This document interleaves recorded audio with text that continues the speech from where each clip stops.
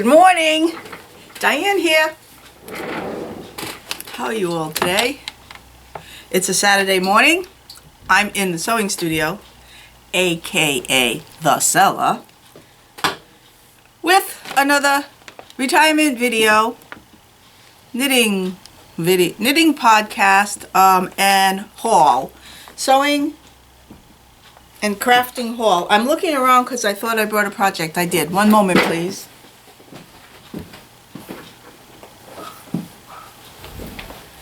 Things are a mess, but that's because I'm hard at work. Okay, it's Saturday morning. The neighbors, closest in proximity neighbors over there, are having a roof done this morning. And my dogs won't stop barking. That's why I'm downstairs with all the doors closed. Hopefully you can't hear. And everybody is mowing their lawn and cleaning, and it's getting to be fall time. But anyway, the dogs won't stop barking. There are 7 guys on this roof. It's amazing. The roof was kind of in bad shape, and we saw that they had some shingles delivered yesterday, late in the day. And then a roofing crew came this morning at 8 o'clock. They started.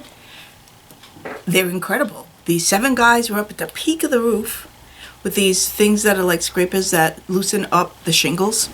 And they just gradually got all the old roof off the house, one side. Then they did the other side. Because right now it's about noon. They started at 8. They've already got all the tar paper laid on both sides. And they're putting the some sort of blue paper that must be for insulation and water and stuff like that, ice damming prevention. I don't know. And now the shingles are on the shingle bundles are on the top on the peak, and they've begun the shingling process. It's only noontime. 7 guys. I guess that's the way to do it. It's a young man's job, let me tell you. Okay, I digress. Right off the bat, this is a knitting podcast, retirement, crafty, sewing. So my only thing I have to show you in knitting is my Tegna sweater made from Farmer's Daughter fabric. It's a pattern by Caitlin Hunter. Here's the pattern picture. And I'm making progress. Not probably a heck of a lot more than the last time I showed you. I don't know. The lace doesn't look like much. They never do until you block. Here, I'm peeking under to see if I'm showing the lace. They never look like much until you block it. That's when you can see all your mistakes. But so far it looks pretty good. And here it is. I am alternating skeins because I don't want there to be any telltale lines of when the skeins were changed. I was having some difficulties with yarn management, so last Sunday I decided to crochet these little yarn cozies. I have 2 of them. I don't know where the other one is, but you can see the difference because this was the first ball I started, which is, now you can see it's down to this size. Oh, that's too much light. It's about this size. And now this one's still pretty full. And I have 1 skein left. I only have 3 skeins. Fingers crossed. That's what it says I should have. I should have bought. So when I'm going, these are just crocheted, a little drawstring. I use crochet cotton, the crochet cotton you would use for dishcloths. It's like a worsted weight, but it's cotton. And the yarn cakes fit in very nicely. And it's helping them not to get all tangled together for some reason. Or maybe it's just easier to manage because all the yarns, the ball is remaining intact. So that's what's up with my Tegna, don't know what to call it. And I like it. And tomorrow night is knit night, so I'll be doing some more tomorrow night. It's been a busy week. That's why I'm here with a couple of hauls. There's been a lot going on. Wednesday of this week, my friend Donna, whom I met at the Hook and Needle Guild, which is the knitting guild of Rhode Island. We meet at Slater Mill. As a matter of fact, it's starting up again. We have a little break in the summer, so let's see, September 25th Wednesday, September 25th, 2019. If you show up, you can join the Knitting Guild. It's $25 per year. We have a lot of great programs going on. As a matter of fact, the first night, Wednesday the 25th, we're going to be making thrummed mittens. And if you're interested in coming, all are welcome. One thing you should do is stop by the yarn store 3 Bags Full on Diamond Hill Road in Cumberland and tell Roberta that you're going to become a member of the Knitting Guild, and she will direct you into buy yourself a couple of skeins of yarn for the mittens. The guild is going to provide the roving for the thrums, and that's what we're going to do on Wednesday the 25th. Pretty exciting. I've already, because you'd want to pick it up early and start it, because you're going to knit out the cuff 3 inches. It won't take you very long to start the cuff. The yarn's very pretty, very pretty.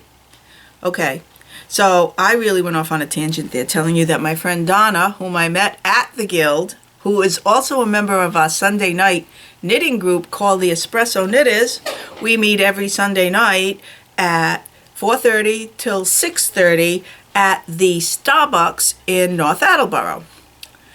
So Donna's also a member there, the Espresso Knitters. She and I decided to get together Wednesday morning, and we went to a fabric store that has what they call affordable fabrics, hence the name of the store, Affordable Fabrics.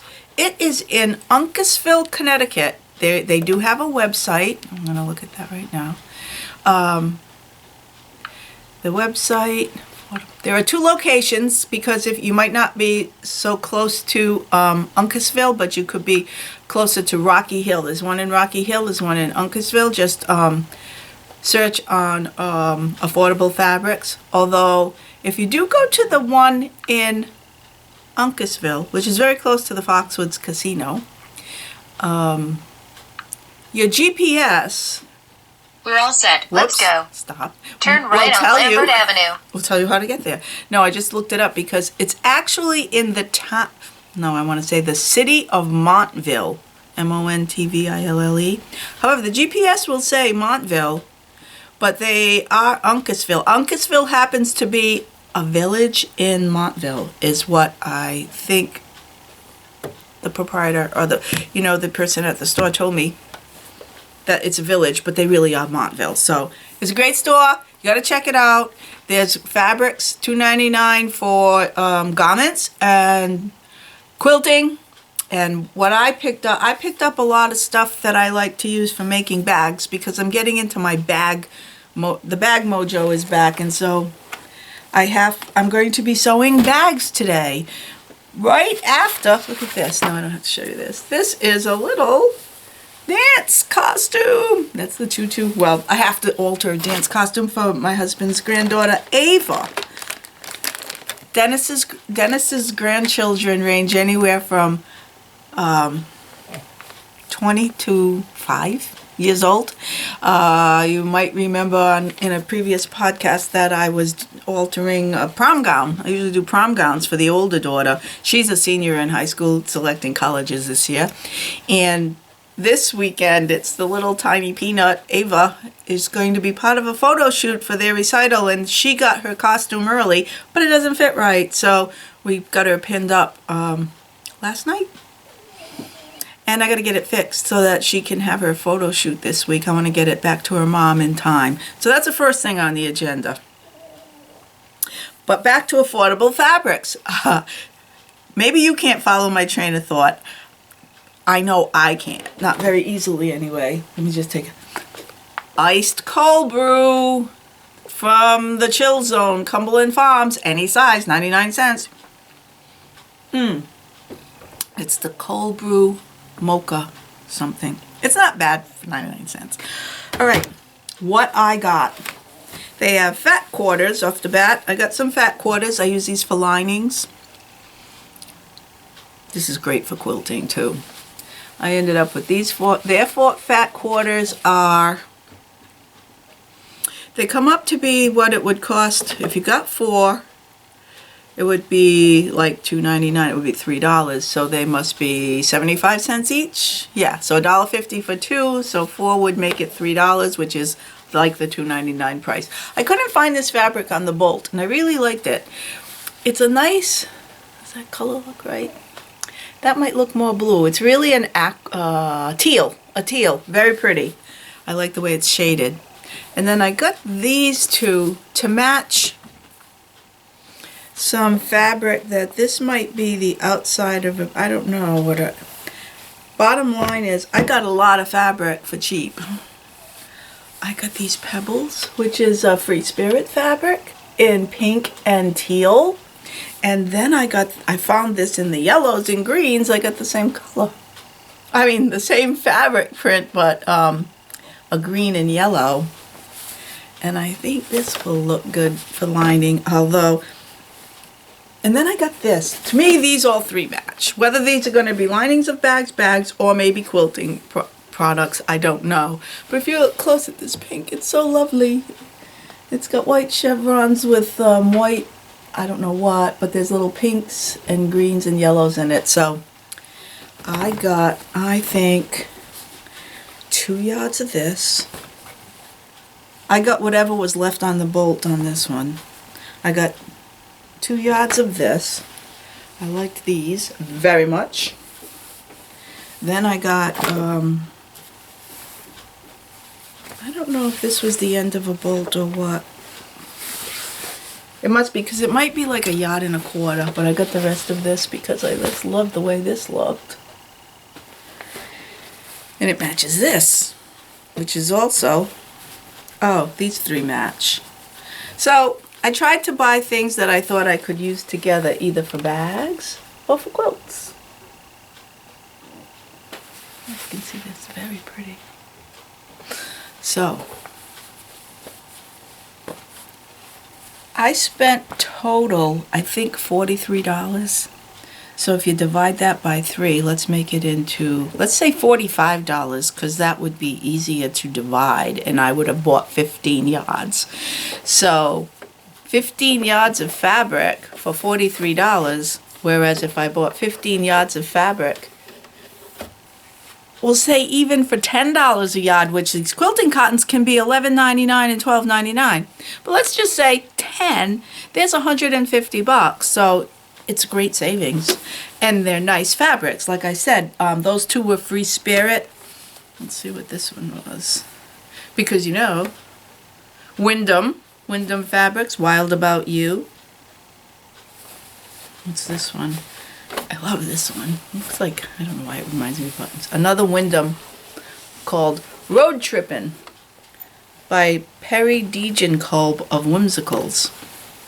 Cool. So anyway, there's that. Got my fat quarters. Not done yet. I just love this. This was a heavy duty, well, no. It's sort of a canvas weight, a light canvas weight. You can see the other side is just a plain. It's a very subdued blues, like a little bit in, I don't know, a darker blue and a lighter blue on an off-white background. And it's heavy. This is definitely bag material. I got 2 yards of this, and I got this. I might have gotten, yeah, I think I got 2 yards of this as well. This is Weeds and Tweeds by Jacqueline Patton. I don't know what the company is because it's cut off. Oh wait, here it is. Red Rooster Fabrics. This could be very old stock, but it's perfectly nice. There isn't any line in the fold, which wouldn't really matter because you can always cut around that. But it's, again, a very subdued blue. That's going to look great for the lining, or as a contrast fabric for outside pockets. So I got those two, and then my favorite I've saved for last, and also because it was a big piece and they put it on the bottom of the bundle. There are no bags there. They tie up your purchases into little bundles with scraps like that look like they're part of a jelly roll, 2.5. They look like 2.5 inch. They could be 3 inch. Well, let me open. Well, let's see. They are. No, they're 3.5 inch strips of quilting cotton. You can even use the bundle packages. Don't think we won't. We're quilters. We save everything. So how's that? A floral with greens, pinks, and off-white. You could get a lot out of those. It was by Amy Gibson. Kind of cute. I have that. Okay. Oh, and I also have this one. What was this tie? I don't think I'll know anything about this one because, they're only 3.5 inches. But I'm going to untie it so that I can press them and put them in the stash. Put it in where all my remnants are. I will use these. For sure. This is a very pretty print. Plaid. Pinks, reds, and greens. Who doesn't love pink and green together? I mean, this is really scrounging, right, when you're using all the packaging materials, but it's worth it. I got 2 yards of this fabric. This is a heavy canvas, and I love it. I love fabric with words. Okay, and I don't know which direction to put it in because it says a lot of different, it's just cities and countries and towns, I think. Milan, Paris, Vienna, Rome, Boston, New York, Toronto, Helsinki. I don't know what else. San Francisco. Isn't it great? This is definitely a bag. So that is my haul. Again, from Affordable Fabrics in Connecticut, 2 locations, Uncasville, which is Montville, and Rocky Hill, Connecticut. And thank you to Nina of This Old Knit Podcast and Gabagales of Gabagales, Once Upon a Corgi. They both shop at this, I don't know which location they shop at, but they mentioned in their podcast that that's where they go for affordable fabrics. So we decided to try it out and we're very happy. So that's that. Okay. Busy week because now that was Wednesday, Thursday passed. Then Friday, yesterday, I went to Worcester with my friend Paula. And we went to the Sewing and Quilting Expo at the DCU Center in Worcester, Massachusetts. We went on Friday. It's the first time I think I've gone on a Friday rather than the Saturday. Because in the past, it has been so crowded that it's really just very crowded, very loud. And I found that going on Friday, we were able to speak to the owners and the dealers of all the vendors much more easily, and we came away with loads of information and product. It was great. We had a ball. The day passed in a flash. We probably got there at 10:30 or so, and we left close to 4:30 or 5 o'clock, I think, maybe 4 o'clock. It went by in a flash, and we only stopped a few seconds for lunch. We didn't even really, we grabbed a coffee and we had brought food to eat. They have a nice area in the back of the exhibition hall where there are tables and chairs set up. That's the only time we sat down all day. No, I take that back. We went to little demos that they have. They have what they call an expo stage and the spot, and there are small groups of people who gather, and the vendors get to speak to you about their product. And there are also classes you can take. So we had a great day. I ended up buying, well, what I wanted to look at and what I ended up buying was, well, I bought it, but I don't have it because I had to order it. It's the Brother scanning cut. The, what do they call it? DSX or some sort of letters and numbers, 225. It's the one you can only get from dealers. You can't buy it online. And they had a show price, which was reasonable, but they didn't have any. For $100 more, they had plenty of, well, they had a few, of the Disney model, which has something like 1,400 more images already packed into the machine. But I'm not real big on the Disney. I wouldn't use them as much as I wanted the machine, so it's $100 less. I was happy to just order it. I'm going to be picking it up in Auburn, Mass. from Auburn Sewing Center. That's the same place, and that's the same sewing expo where I bought the machine I'm sitting. No, not this machine, but it's a brother. My other brother over there. My other brother is a sewing / embroidery machine. This is just the sewing. And they still have my 2 models still at the show for sale. I was surprised. Also, my Serger was at the Elna dealer, and they still are selling that one. I thought because I've had them a few years that they were like passe, but they're still for sale now. As a matter of fact, I could trade up. I could trade up for the self-threading Elna. They had a very good deal, show deal. The show's still on today. If I change my mind, I could go there. And they'll give me a really decent price on mine for trade. But anyway, I decided that I'd only buy one major purchase. And it was going to be the scan and cut, because I think I'm going to be able to use that for appliquing quilts and also just in general for cutting quilt squares. But we'll see. But lately I've been getting more interested in doing domestic embroidery. I don't know. Don't ask me why. I tried to do it years ago and I wasn't successful. But I know more today than I did years ago because I've been sewing more. So that's why, and I also went and bought a long arm. So I know I can quilt what I want to on the long arm. And I was looking at the Pro Stitcher. That's a big show price for the Pro Stitcher for my machine would have been $9,000. I'm retired. No regular income. Just my fixed income. So anyway,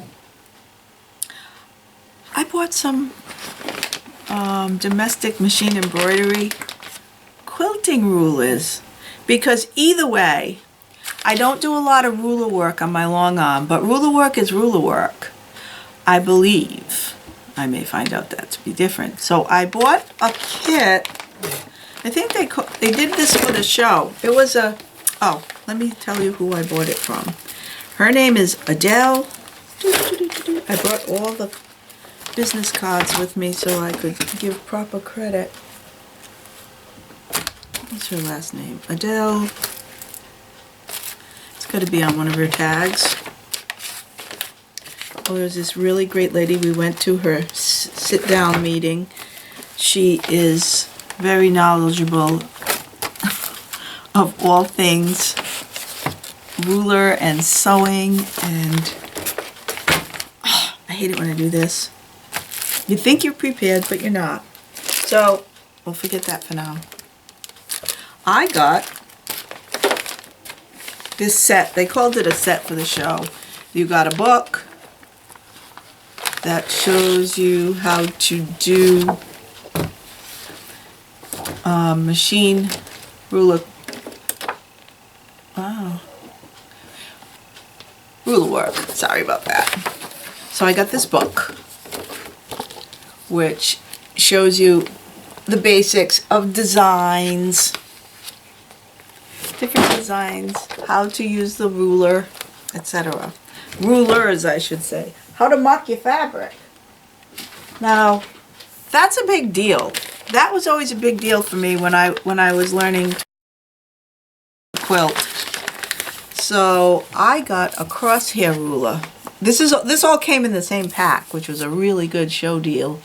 And it has it's a crosshair ruler. I didn't open it yet. With eight points. And it's it's 8.5 by 8.5. They also had the 12. I decided I'm going to start with the 8. I didn't want to buy everything in case I become disinterested. How cool is this? It's the 8.5 inch crosshair ruler, and there's spaces for marking. Now, marking in itself, marking fabric, pounce chalk, wash off chalk, iron off chalk. There's so much to learn, right? Well, she demonstrated this original chalk that won't break or crack.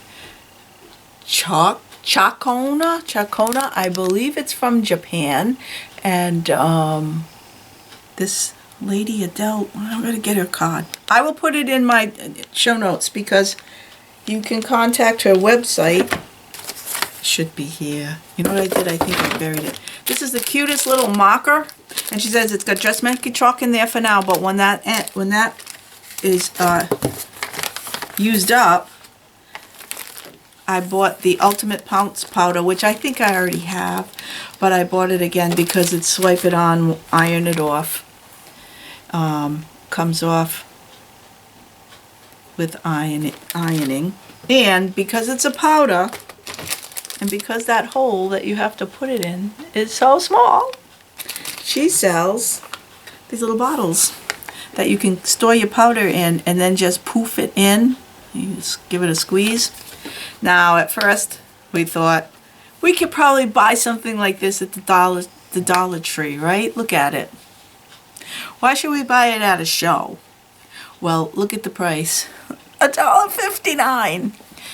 Would you say it's not worth the 59 cents to get it when you see it and be done with it? So, this, and this. Not only for just this type of quilting, but long arm. You can use this everywhere. So this was a cool thing. All came from the same person. She recommends the Mauve purple marker because I have a drawer full of markers. I don't like them. Sometimes it's white, it doesn't show up on the dock. Sometimes it doesn't fade, sometimes it doesn't go away. There's all these problems. So anyway, I've got that. I already started watching videos on this. It's the Westerly Design Basic Kit is what I bought. It had a really great show price. You get the shank for your machine. You're gonna know if it's a high shank or low shank. I swear that those ladies were answering that question all day long. My brothers are a high shank. So you get the shank in the kit. You get all instructions everywhere, and you get all these rulers. And this ruler, which this is cool. She didn't demo this, so I didn't even realize it was part of the package. It is it's Westerly. That was a company out of Australia that's So Steady. You know, the people that make the tables for the sewing machines. So this is a 1/2 inch, 1/4 inch, 1 inch, and 1/8 of an inch marker, so that when you have your ruler down and you're doing the ruler work, this isn't a ruler, but I'll use this, and you've just finished a row and you want the next row to be 1 inch away, you put this on your line and there you go, and line up your ruler to this, and of course you've got the line up there.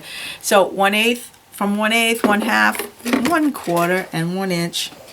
I have to put some kind of a chain or something, or a piece of thread, yarn. I don't want to lose this. That's a size that could get lost very easily. And then these are the rest of my rulers. This is to do clamshells.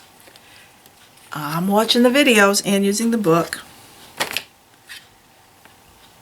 This is called the Spiral, 6-inch spiral. These are all pretty small. I'm starting off with small designs because if I'm good, I can graduate to the bigger rulers. And this is circles on quilts. This isn't actually a circle. Oh, this is the spinning wheel, because you just keep measuring. That's where this thing comes into play. You mark all those points, and then you put one with the point in the middle, then you put one with the point here, and you keep stitching around it.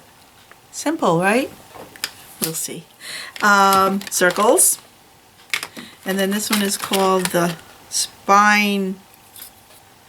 Spiniflex. So those are all my rulers.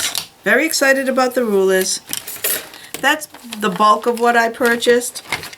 But also from, oh, this was another one of the rulers. Sorry, I missed you. The arc. It's a 4-inch arc. I'm excited about these. I really want to start doing this, but I have to do the alterations first, and then I have to get ready for tomorrow's sit and sew. One Sunday of the month I go with a group of wonderful women, and we have an all-day sewing, sitting and sewing for all day, and I have to pack up for that for tomorrow and figure out what I'm going to do. I got some cool fat quarters. They're kind of the same. One's the negative image and one's colorful. Black and white and color. Black and white TV, color TV. Okay, I got that. Oh, and the other thing I got, which my friend Paula had just finished telling me about these, because I use the Clover self-threading needles for when I'm burying the knots while I'm quilting on the long arm. And apparently, I'm not the only one who had trouble getting the thread over the top. You know what these are? They have kind of like an opening in the top of the needle, so you have to have, it's almost like you need a third hand because you have to pull the thread over the needle to get it to pop in. You don't have to thread it, but you pop it in. Yeah, it's very easy. That's what they say. This is easy to thread needles. Well, I've been using those, but then there are the needles called cinch, which it stands for side eye needle something. Side threading needle is what it is. So there's a place to put the thread in on the side. Much easier. Paula just finished telling me about it, and then the person we were listening to, her demo, she brings up the needles. Paul says, those are the ones I told you about. So I had to get those. And I think this is, no, one more thing I got. No, two more things. I got this. I haven't opened it up yet. This is a grid glider. I never officially got something like silicone or whatever you can put over the bed of your machine so that everything just slides and glides. This is a new product that this woman, Adele, recommended to us. And seeing I hadn't had one yet, I hadn't gotten one. It's a nice grid. Also put out by So Steady. It'll just go right over my machine bed. I can get it out. Here it is. Ooh, yes, it is slippery. Reminds me of the old Tupperware. Tupperware used to sell a grid that you could put on your table to roll out pie dough. Okay, so here it is. That hole is for where your needle plate, where your needle goes up and down through the hole of your machine. You've got 45 and 60 degree angles on this thing. So it's called the So Steady Grid Glider. And it's got the 1/4 inch, 3/8, 1/4 inch, and 5/8 inch marks here. If you want to use this as a guide for when you could keep this on your machine all the time, I guess. So I don't know if it sticks. I don't know how it works. I just took her word for it that it was good. Remove the protective backing. Oh, so there's a protective backing that you take off, and so it just kind of presses on, and it's just removable. It's made of polyester. Top is slick, I'll tell you that. Oh, there's microsuction technology, secures it to the sewing machine or extension table. Microsuction technology. Wow. You can even use it with a serger. Whatever you use. Okay, so that's that. My last thing, I don't think I'll show it because it is something that is a cutout and it has Halloween things on it. And it's something I have to cut out and create. It's a pennant. It's a banner or a pennant. And I'm not going to show it because my grandson watches my podcasts. Because he subscribes to me, and when he's watching his YouTube feed, yes, he's 3. But when he watches the YouTube feed, I'm one of his people that he subscribes to, so he sees my videos. And he kind of understands them because he does things with me here in the craft room or upstairs. We do a lot of crafting together. Or he sees me crafting when he's doing his Play-Doh or whatever. So I don't want him to see this because his birthday's coming up on October 22nd. And I'm going to give him this for his birthday. Did you hear that, Hunter? I'm making you a birthday present here. And I'm not showing it to you. All right. So that's it. Short and sweet. Well, as short as it was intended to be, probably shorter than this, but that's that. Yeah, still a lot going on. The weeks are busy.